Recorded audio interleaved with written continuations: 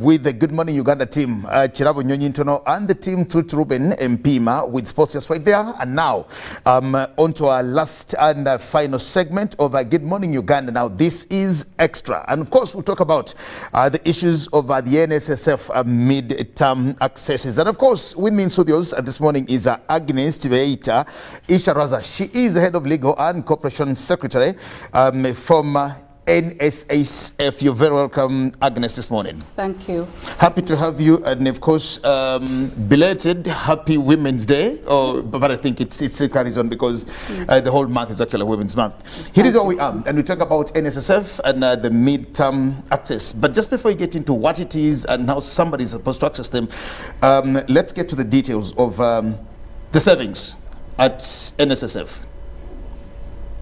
Let's start with that. The savings at NSSF. Thank you very much for hosting us. I bring you greetings from the fund, and I'm happy to be here to expound on some of these issues. So the savings, specifically for NSSF, to date, until the amendment, we have our members saving as mandatory contributors, mainly, where an employee, eligible employee, contributes 5% of their salary, and their employer contributes 10%, making the 15%. So those are the mandatory contributions, we've also had a category of voluntary members. These are members who are not obliged to contribute under the old law, but voluntarily registered with us. So both categories of savers were subjected to the same access criteria to their benefits. So until today, our members could access their benefits either through the age benefit, where a member is 55 and therefore qualifies to get the total benefit, or is 50 and has not been employed for at least 1 year before, and they can then come and get their benefit, or survivors benefit. When unfortunately we lose our members, then their beneficiaries can come and get the benefit, and invalidity if the member is ill and unable to work. So very broadly, that is the category of savings or savers and how they access their benefits. Of course, there are other channels, for example, immigration. If one leaves the country and is not going to be saving anymore in Uganda, then they can access their benefits. And what we call accepted employment, where a member moves to another sector where there is contribution, for example, government, so then they are not obliged to save with the fund. So very broadly, that is about savings, savers, and the current benefits. Very good. Now, let's get going. Give us a brief background of the mid-term access and, of course, the Amendment Bill 2022, which, of course, was talked about by everybody, and now that it's actually a law here with us. Let's get to that, the details and the background. Thank you. Thank you so much. So the background to the mid-term access, that is the talk of town, is 2018, around March, the cabinet approved proposed principles to amend the NSSF Act of 1985. So the Act had been in place since 1985, and given the developments over the years, about 35 plus years, it was deemed necessary to amend our law to make it more applicable and relevant to our members. So very broadly, four principles were agreed and approved. And I'll go through each and then give some context around each of the principles. So the first principle was a need to expand the coverage of social security. So why was this important? If you look at the UBRA is the Uganda Retirement Benefits Regulatory Authority. They are our regulator at the fund. If you look at their sector report of 2020, their statistics in there,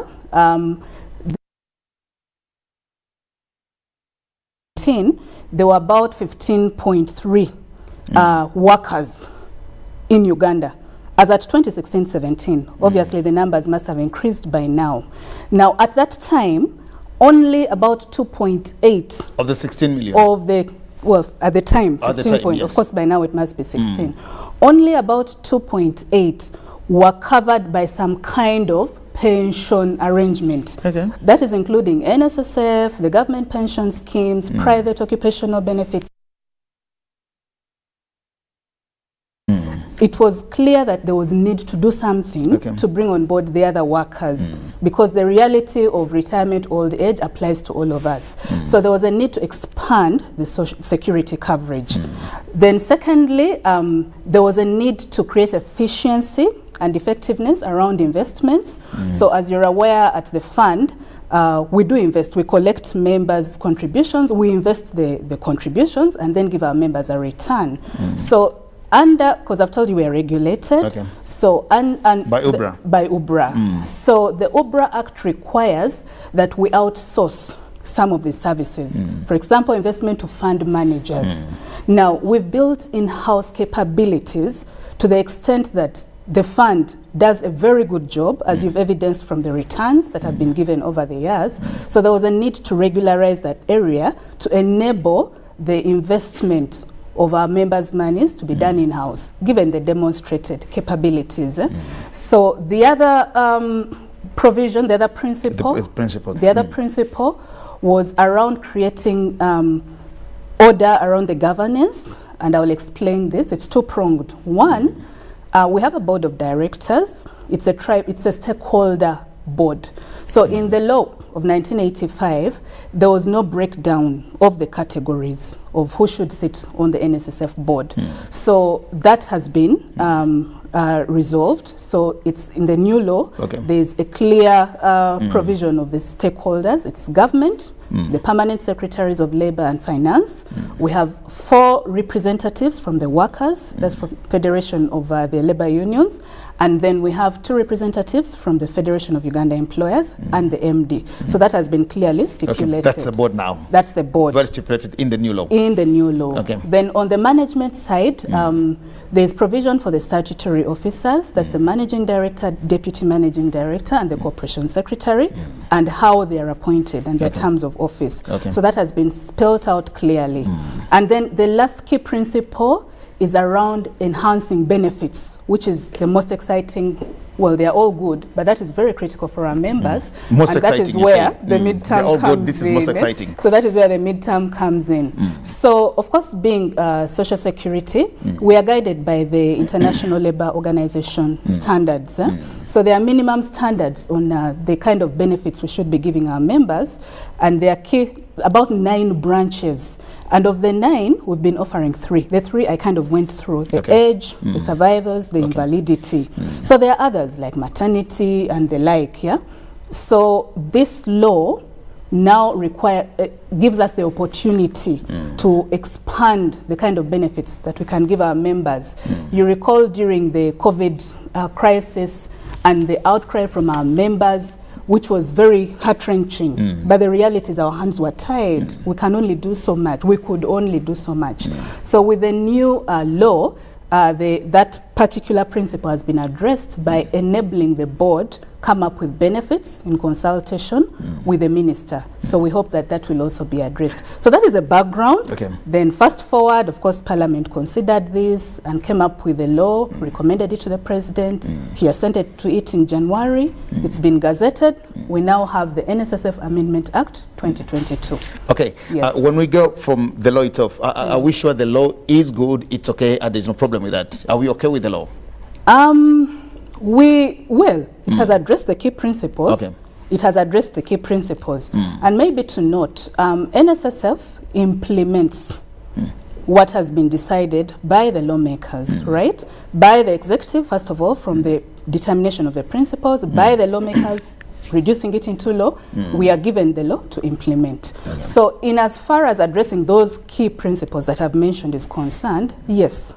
They've been addressed. Very important. Now we talk about the midterm access, eligibility for that. Eligibility for the midterm access. So Section 20A of the Amendment Act provides for midterm 2 categories. So the first category, Section 20A2, is when a member is 45 years old and above and has contributed. And you note the emphasis on contributed. And I will still ask you on the same issue there of contribution now of 10 years to the fund. And has contributed for 10 years. They are eligible to access up to 20% of their benefit as the midterm access. The second category are our members with disability. So our members with disability who are 40 and have served for 10, contributed for 10 years are eligible for 50% of their benefits. So 45 contributed 10 years, up to 20% with disability, and disability is defined in the Persons with Disabilities Act, contributed for 10 years, 50%. So that is the midterm access benefit. Yeah. Let's talk about the 10-year cap now, because it's also causing a lot of issues. Yes. I'm 45, but I ought to have contributed to the fund for the past 10 years. Let's talk about that. Must I? Yes, what does that mean? Well, the interpretation is a contribution. A contribution is that remittance that comes to the fund. So you count... My remittances to NSSF. Yes, so that is what is counted. So that was unpacked. And you must have heard the minister speak to this in her statement when she mentioned 120 contributions as an effort to explain this to our members.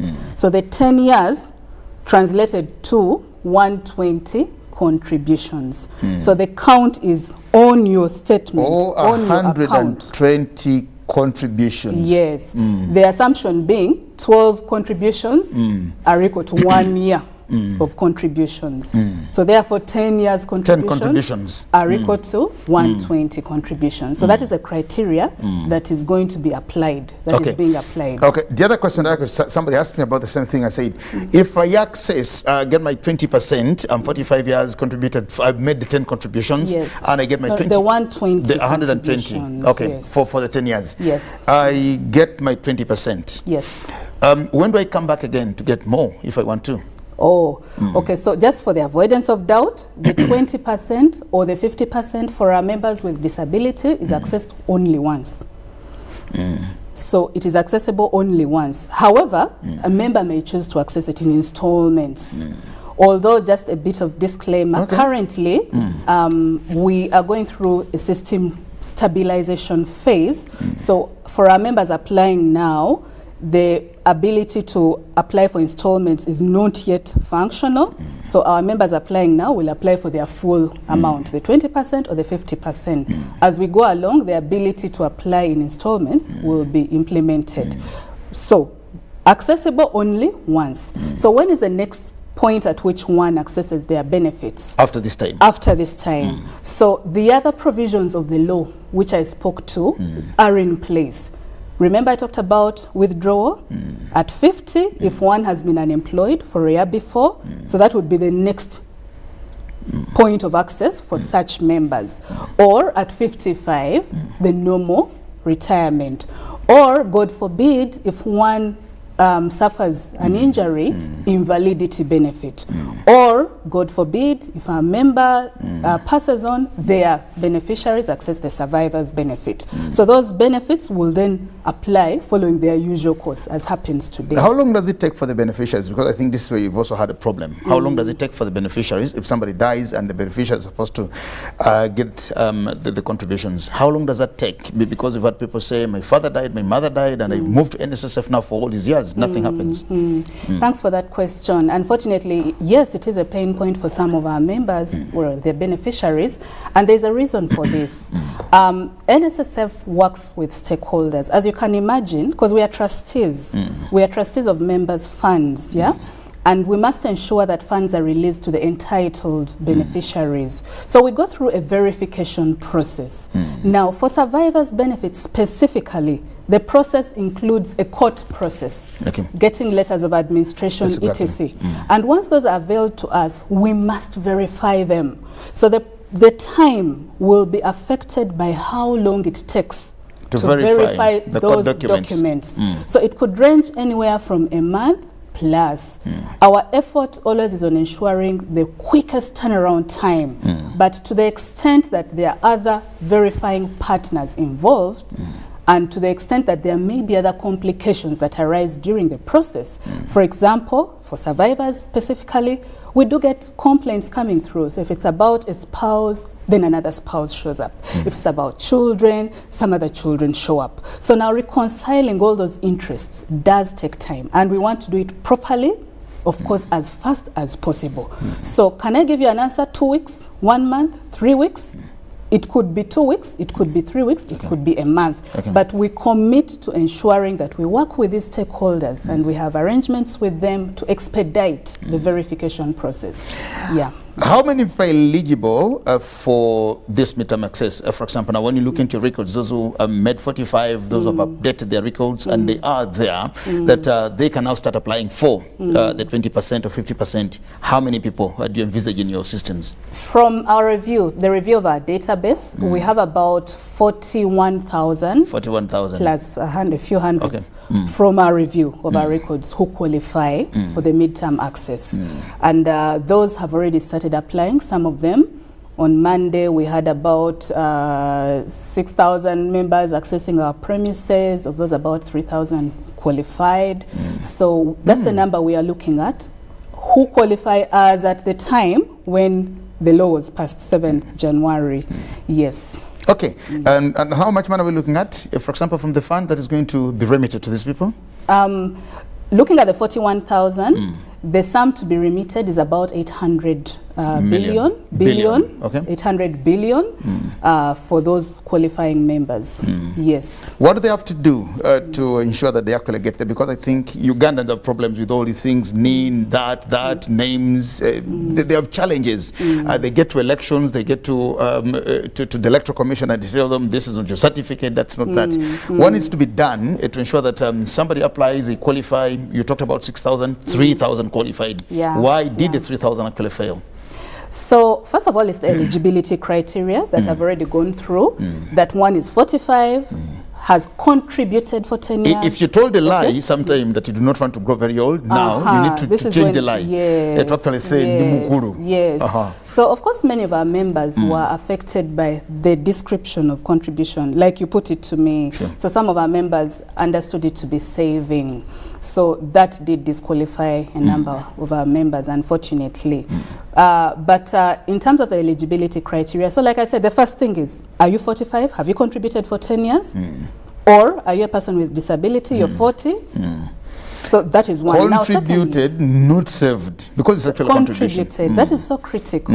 Yeah. Contributed and not served. Yes. So now when we get to the application process, so we expect our members to come first of all with their national identity card or similar foreign identification card for our members who are non-citizens. Of course, you must have an NSSF number. You must have a passport photo for those who will be applying manually. And you must have a verifiable bank account for those who will prefer to be paid through the bank, or verifiable mobile money account. So those are the two modes of payment. And then for the persons with disability, in addition to those 4 requirements, a medical report confirming their status of disability. So those are the requirements, yeah? And so in terms of access, the current arrangement is for our members whose balances currently are 15 million shillings, we are advising them to apply using the USSD. And I'll give you the particulars. I'll give our members the particulars. The USSD for members. On their phones? On their phones. It's convenient, it's easy. They don't have to be bothered coming to the branches, yeah? And then for the members whose balances are above 15 million, we encourage them to use the web application. So they will log on to I'll give you the details again. Below 15 million USSD. USSD. Above 15 million web. Okay. In the alternative, our members can come to our branches. Okay, so all our branches, you saw on Monday how that worked out. I just left the fund now. Many of our members had already lined up at Workers' House. So the branches. Secondly, today we'll be setting up at Kololo because we want our members to have comfortable experience, yeah? So we'll be setting up at Kololo to ease the access of our members to this service. And thirdly, we've identified a category of members, employers with at least 150 employees. Exactly coming to this same one. So employers with at least 150 employees, those employ more people. We will go to them. Okay. They don't have to come to us. We will go to them, and they've already been contacted. That's very critical, because I want to know from you that if you have a company that has so many people, 200, 300 people, and all of them want to apply, will they all move from work? They don't have to, so we've made arrangements to go to them. So that is how we are managing the process. Okay. Yes. And well, I think it will work. Definitely slowly to see what happens. We're just discussing the NSSF midterm access, and of course with me in studios is Agnes Tiveita Isharaza. She's the Corporation Secretary and Head of Legal at the NSSF, and that's where we are talking about all these things. To apply for this eligibility, of course, now this has to be an individual thing. You do it, and then you do not need your employer, except for those that are, but you don't need your employer. No, it's individual. You're the member. You're the one who is eligible. So yes, it's our member. Of course, for the category of persons with disabilities, it's been noted that some of our members may have challenges and are unable to do this themselves.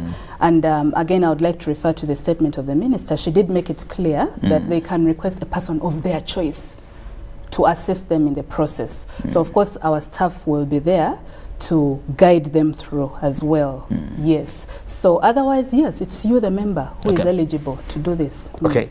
We'll just take a break. We'll just take a very short break, then return and continue the conversation of the NSSF mid-term access. We'll return shortly.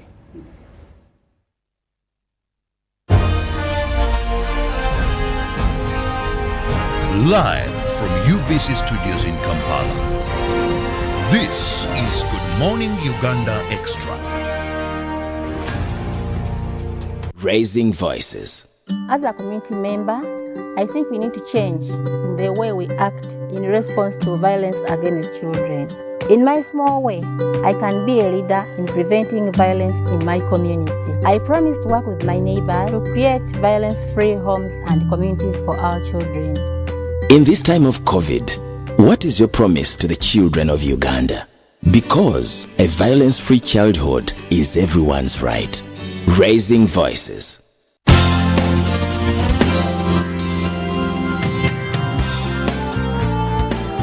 National Medical Stores is a government agency mandated to buy, store and distribute medicines and medical supplies to government health facilities in Uganda. For Ugandans that we serve, help us serve you better by taking your individual responsibilities seriously. Report theft of government medicines and medical supplies to the nearest police station or to the State House Health Monitoring Unit. Do not pay for any medicines or medical supplies labeled Government of Uganda, not for sale. Do all that is within your means to stop all preventable diseases, including COVID-19. Continue observing the Ministry of Health Standard Operating Procedures, SOPs, including wearing a face mask whenever you are in public spaces. Visit a designated health facility to receive your COVID-19 vaccination and a booster dose for those that are eligible. Prevention is better than cure. National Medical Stores, passionate about your life.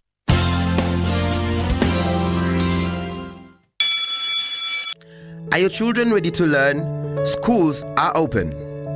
As parents and guardians, it is your duty to ensure that your children go back to school. COVID-19 prevention measures have been put in place to keep students safe as they go back to school. Not only do teachers prioritize everyone's health, including their own, but they discourage violence among students. They also ensure that students follow SOPs. Any concerns are reported to a school administrator or senior woman or man teacher for correction and further guidance. Dear parents and guardians, you too must play your role.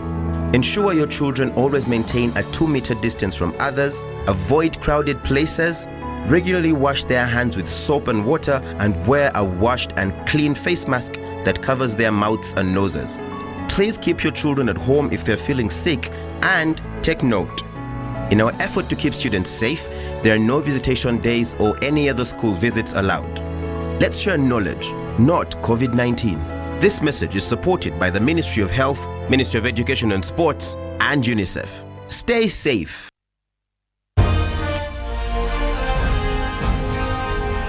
Live from UBC Studios in Kampala. This is Good Morning Uganda Extra.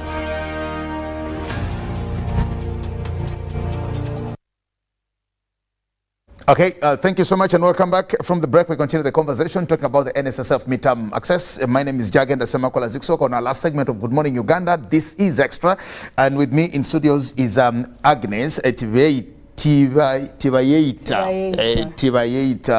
Isharaza, the Corporation Secretary from NSSF. Now, questions here.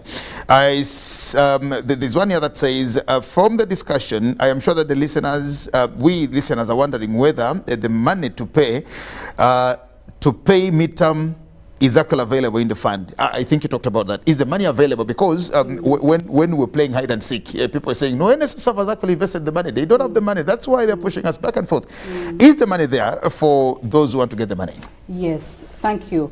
Yes, the money is there. And I'll tell you why. So I know when this question the question kind of took momentum was when the whole debate, of course, about the bill was happening at its height of, So at the time, we did clarify that NSSF invests members' monies. That's a fact, And we did explain how we invest the monies, So the monies very broadly are invested in 3 categories. We have government securities, we have real estate, we have equities. And they generally are medium, long-term investments. So that is a fact. Now, when this discussion progressed, and it was evident that the medium-term access was going to pass, I already told you about our very efficient investment team. You recall that? So at that point, preparations were made. So we started investing shorter term in preparation for this eventuality. So yes, the money is there. We talked about close to 800 billion shillings. The money is there. We anticipate that we'll be paying about 50 billion shillings per week until the eligible members now are all sorted out. And of course, this access is now here with us to stay. So going forward, obviously the investment criteria would be taken into account, this access as it materializes for our members. So no worries there. Our members need to be comfortable. They will get their monies but do you remember that we get to 45 every other day? That's a fact. I'm 45 today, you're 45 tomorrow, another is 45 the other day. So we get to 45 every other day. Shall we handle? Of course. That's why I talked about the investment criteria, taking into account this new reality. So like I've already said, already we are making investments short term. For example, fixed deposits, that was something that we would not have done previously. Or shorter term government security tenures. So to make sure that it's it's happening money at the fund. Very good. So that's the whole, that's why our experts, like I told you about the fund managers and all that, that's what they do. Project and invest accordingly so that at any one time there's enough liquidity to meet the needs of our members. Very important. Now, you talked about 120 contributions, 120 contributions in the span of 10 years, meaning that that's one contribution per every month. What about for those who have defaulted? You've contributed for more than 10 months, but you do not have 120 contributions. What happens? So unfortunately, like I said, the criteria is crystal clear. At the time of application, you must have a 120 contributions, whether in 12 years or 13 years, but have. It doesn't, But if for members who have had challenges, for example, we've been told of some employers who may not have contributed, we encourage our members to draw this to attention. We have whistleblower channels, so we encourage our members to alert us so that we can work together with them to follow up those employers. Now, thankfully, any recovered funds, their arrears, so they would be applied to the period in issue. So if, for example, a member is short of, let's say, 3 contributions, and it's just because their employer didn't contribute, So if the employer eventually contributes, immediately they will become eligible, But we must recover those contributions. Because that's very important and critical, because I do not bring my money to the fund. I don't contribute directly. My money is remitted through my employers. And I think that's very critical. That what about if I just discover now, I am making these applications and just discover that I do not have 5, 6, 2, 3, 4, 10 contributions. What do I do now that I come to you and that's when I hear from you that yes, you've not made 120 contributions, but yet I know that I've been contributing to the fund. What happens in that case? So in that case, one, alert your employer, inform them that my statement is just went there, my statement is it's clear. Where am I? And or involve the fund to help you recover. So it all goes down to the employer being required to actually make good on the pending contributions. Okay. Either through the member themselves engaging their employer, or the member through the fund engaging the employer. Okay. So either way, we must recover that contribution so that it can add up. Very important. From what you said, about 50 billion every week is what you're going to be remitting. Yes. And well, 50 billion shillings to however how many people, I do not know. But let's talk about now individuals. Up to about how much high there or how much low here is somebody supposed to get, depending on their contributions? Okay, if I understand you correctly, we are talking about probably the average payouts The average pay, yes, that we are going to be making. So from our data, what we've observed is the average payout of all the 41,000 members is around 19 million. Average is 19 million. On average, So there are those below, there are those above, you know, but on average, cutting across, it's about 19 or so million. Very good. Yeah. Talk about the law itself. We talked about the law, the Amendment Act itself. How from the midterm, because this is what it is. What are the benefits there for me as a saver or a contributor to the fund with the new 2022 law? Thank you. So I'll refer to the principles that I talked about earlier. The 4 principles. Yes. So from the social expansion of social security coverage, one of the immediate benefits that come with the new law is that we are now going to be able to bring on board members from the informal sector. Until now, the fund has been for private employees in a formal working arrangement. So now we have an opportunity to bring on board the other difference. Remember I talked about the 15.3 and then 2.8? So the difference, of course, like I said, the numbers have since changed. 15.3 are for all these different the total schemes. working yes. Okay. And then only those, we said 2.8 were Are with covered. the different schemes? Yes, including NSSF. Different schemes, Yes, including NSSF? yes. And pension, NSSF, and the others. Ooh. So we now want to bring on board the other difference. So everyone should have an opportunity to save. Everyone will have an opportunity to save with us. So that is one key benefit. Secondly, we removed, again related to that, in the old law, there was a cap. So those who are eligible to save with us, who are employers with employees, 5 or more employees, that cap has been removed. So now every employer is required to register their employee. So it doesn't matter whether you have 1 employee, you're now required to register them. So that's the expansion of the coverage. Now the other key benefit is there's a provision for voluntary top-ups. So remember earlier I talked about mandatory contributions, the 5 and the 10. Okay. So now an employee can choose to top up, because an employee now contributes 5%. So an employee could choose to top up on their 5% and ask their employer to remit on top of their 5% an additional whatever amount will be agreed. That has to be in writing, okay? So that is another opportunity. And then the third benefit, again related to the principles, is now the ability for the fund, the board of the fund in consultation with the minister, to come up with new products or benefits. So our members, when we do conduct surveys, the needs that have been expressed repeatedly are around the area of education, housing, medical. So with the old law, our hands were tied. There is only so much we could do, because you know whatever we do must be as provided for in the law.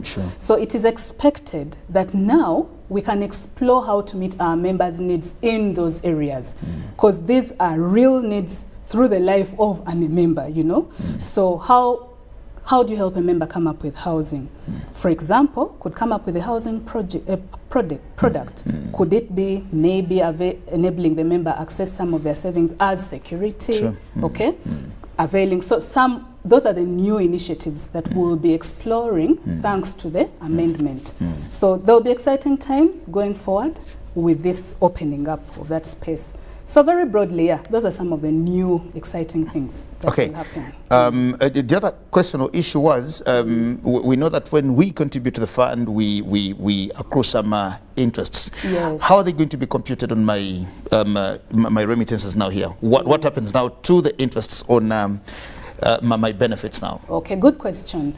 So the interest at the fund is applied on 1st July of the prior year from when the declaration is made. So you're aware that every time, end of September, there is this exciting announcement that is made by our minister, okay? So as we speak today, that was done, because that announcement happened in October last year, you recall, and it applied to balances as at 1st July 2020. So that was done. So members accessing now have already been catered for. That has already been catered for? Yes. Okay. So now, the new financial year, 1st July 2021 is the date to look out for. When an interest is declared in October this year, it will apply to the balance as at 1st July 2021. Okay? So, in other words, our members now have the choice to choose whether to wait until 1st July 2021 so they can access the interest that will be declared in September, October this year. I hope that is clear. Yes, we understand. So now, this is how it works. If a member chooses to access their benefit between June, end of June this year, before the interest is declared, the law requires that we apply 2.5%. There's a statutory rate, 2.5%. That is what they will access, okay? If they wait until the interest is declared, then they will access the full interest. So I'm glad you asked that question. It's important that our members who are applying are conscious of the consequence or effect on the aspect of interest of applying. So the choice is now, it's what it is, the interest was already declared. June to October, 2.5%. October, whatever rate will be declared. I also want you to emphasize this, that let's not just be excited because you're 45, you're eligible, you've made 120 contributions, so just go get some money and feel it. Make an emphasis that if you don't need this money now, if you're really not dying to get the money, don't get it. Make that emphasis to people. Thank you so much, and I'm glad you've raised that. Yeah. So of course, our needs are varying depending on our individual circumstances. It's a fact. Yeah.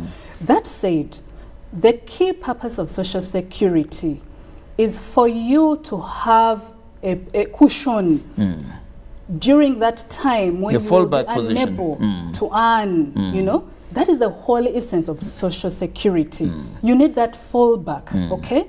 So to the extent that we are able to manage or to consider alternative sources of support Let's at go with this those. point in time. Let's go with those. Yes, we encourage our members to leave their savings with us, okay? For that time in point when the funds will really be needed. But like I said, our circumstances are different. So indeed, to those members who really must access their benefits, the criteria is there and we are ready to serve. I deliberately ask you that because I know there are those who must and they should actually do that. But there are those who said, well, finally, let's see how easy it is. And they just want to try it out. But remember, you will apply for 20% now, like you said, there are no installments. You've not yet built the system for installments. So you will go, let me take the average. Get your 19 million shillings at a time when you are really not dying to have the 19 million shillings. And the next thing is you've bought a small car with your 19 million shillings and that's it. Yet 19 million shillings would benefit you much more at some point why you couldn't actually. And if I can just add a little bit on that. So we talk about compound interest. So you leave your money with us, you will get interest, interest on interest, interest on interest. So it accumulates. So just one quick guidance to our members is when you're taking your money, in your mind, you have a plan. At least be satisfied with yourself that your investment is going to put you in a position as good as NSSF would have put you or better. And then you proceed. But like we said, of course, our individual needs are different. Okay. Do we have contributors to NSSF also with the pension scheme, with all these others, or those with NSSF are strictly with NSSF and not with any other scheme elsewhere? Okay, thank you for that question. So the bulk of our members actually contribute with us. Okay, my answer will be two-pronged. When a survey was done recently, we found that the bulk of our members have only NSSF as their only saving. The bulk of your members? The bulk of our members have NSSF as their only pension. Only. Actually saving, as in, you know. So no wonder we saw the challenge some of our members went through during the COVID crisis, because that is what the data was showing us. We, however, have a category of members who have occupational benefit schemes, provident funds, you know. I suspect you have one here, I think, UBC. But many of our members in that formal, especially the corporates, do have their in-house occupational schemes. So on top of NSSF, they will also have that occupational. And of course, some others who are becoming more and more financially literate, taken on some other savings, unit trusts and the like, investment clubs. They are there. But the bulk of our members from the last surveys done showed NSSF as their only saving. Okay.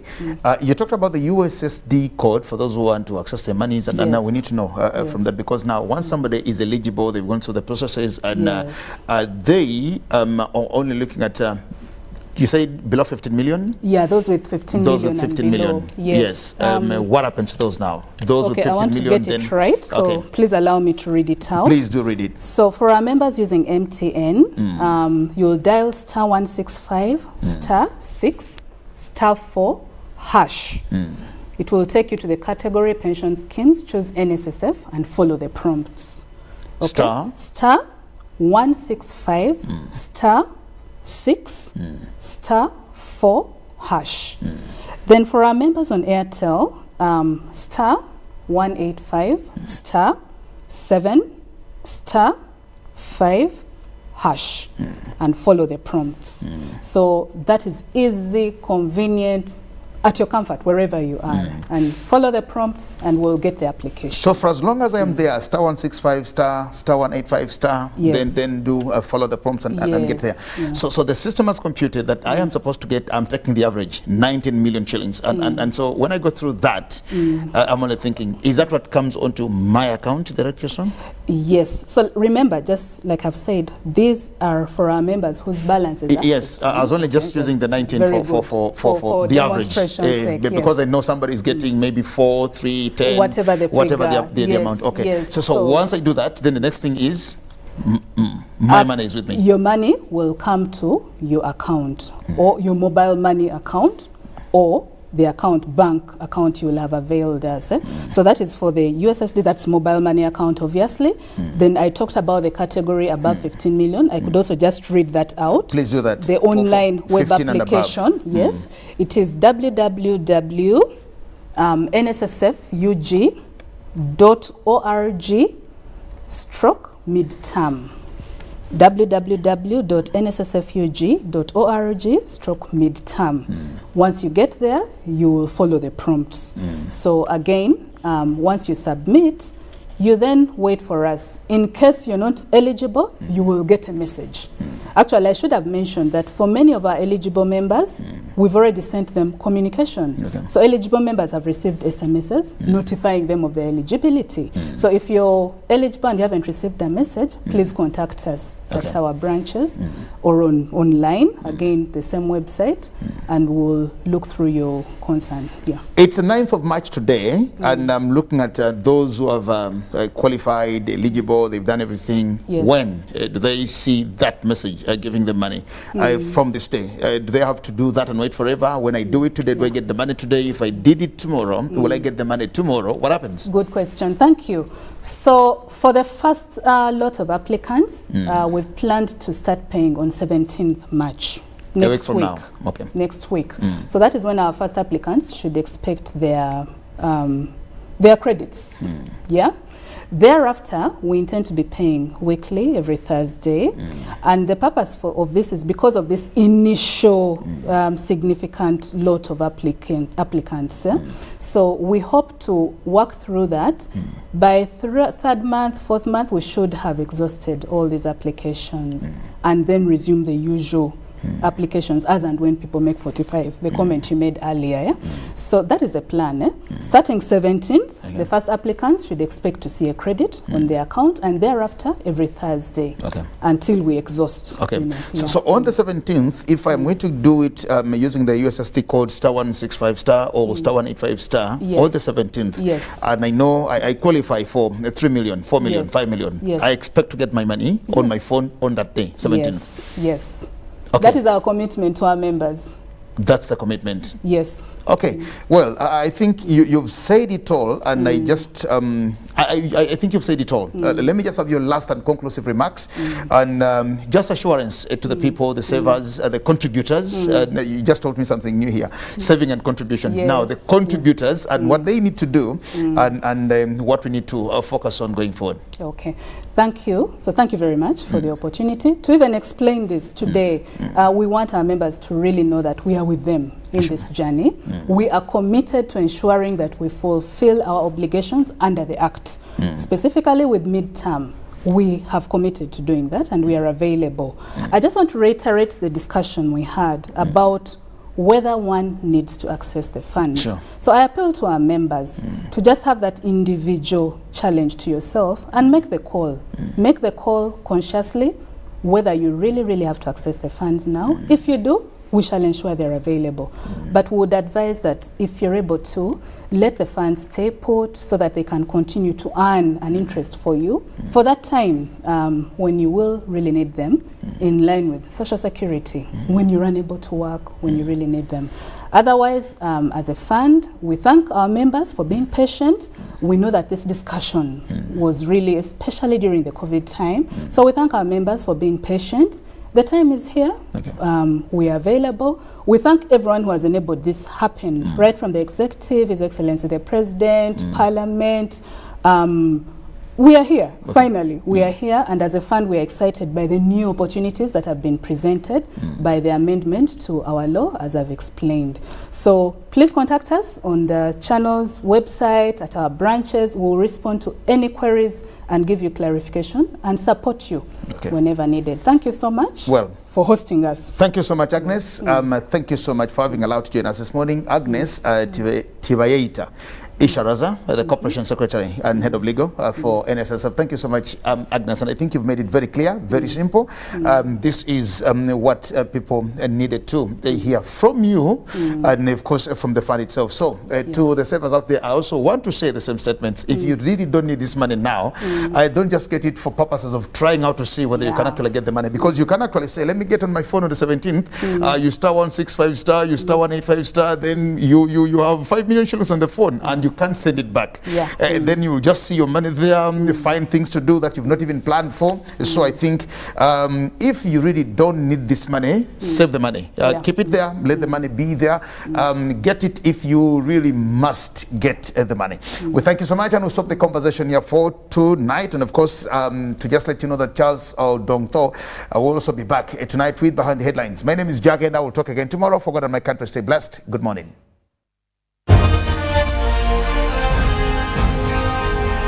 Live from UBC Studios in